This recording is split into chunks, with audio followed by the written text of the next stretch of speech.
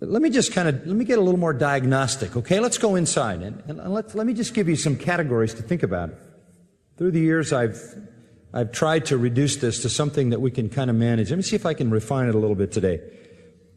The first thing that's troublesome on the inside is past sin. Past sin. We like to think that one of the blessings that God has given us is a good memory. You know, there are many times I thank God for a bad memory. Can you understand that? There's so much stuff. In fact, most of the things that I've heard in my life and seen, I would like to forget, wouldn't you?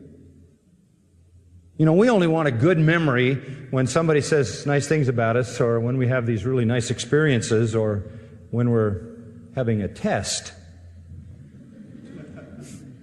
But sins of the past are a big problem, because you can sin by remembering the past.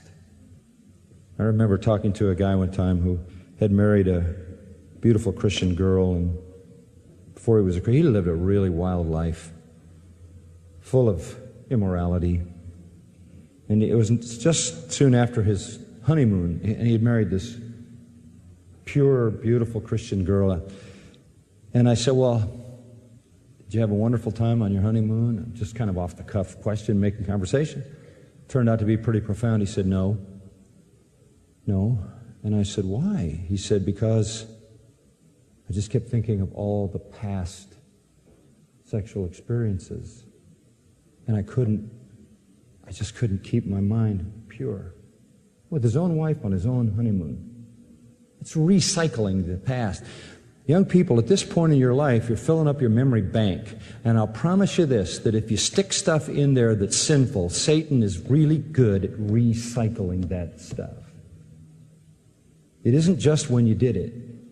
It comes back. Just like the images of those videos you shouldn't have seen, the images on the internet you shouldn't have seen, the movies you shouldn't have seen, the lyrics to the songs you shouldn't have heard, the images that were vividly portrayed in your mind when you were reading something you shouldn't read. It doesn't go away. It makes vivid memories, particularly if you're sitting in a theater watching people doing things they ought not to be doing, and they're 25 feet high in full color.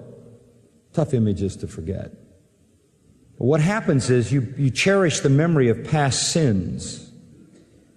I can't tell you how many times I've talked with homosexuals who've come to know Christ, and I've asked them how they're doing, and inevitably, and we've had a lot of them converted at Grace Church, and you wouldn't even know this about them.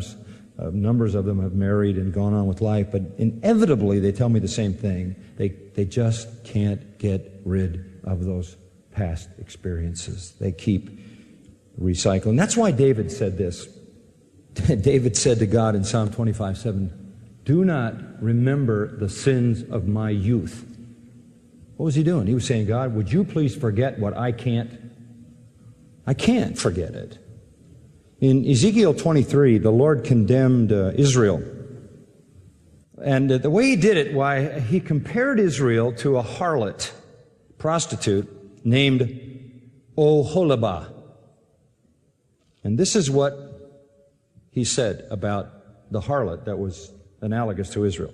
Quote, Ezekiel 23:19. She multiplied her harlotries. In other words, she was just engaged in multiplied prostitution.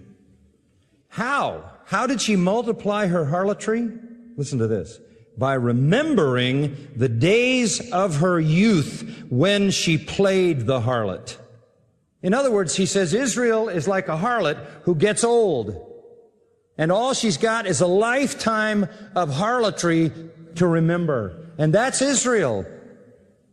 Israel is plagued by the memory of all its youth and all the harlotry.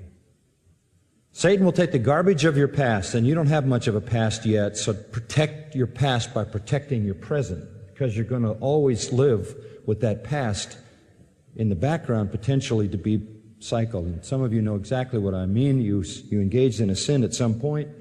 You can actually have that sin come to mind. You can accept the temptation, move into the lust, and savor again that lustful, sinful experience by just recycling it in your mind. Certainly, that's what Jesus had in mind, in part when he said, if you look on a woman to lust after her, you've committed adultery in your heart. And not just once, but every time you recycle that. So that's the past, and you need to protect it. And then there's the future. You know, your mind not only wants to sin in the past, but it wants to sin in the future too. It's really amazing. It not only wants to reach back and recycle all the garbage of the past, but it wants to invent sin for the future.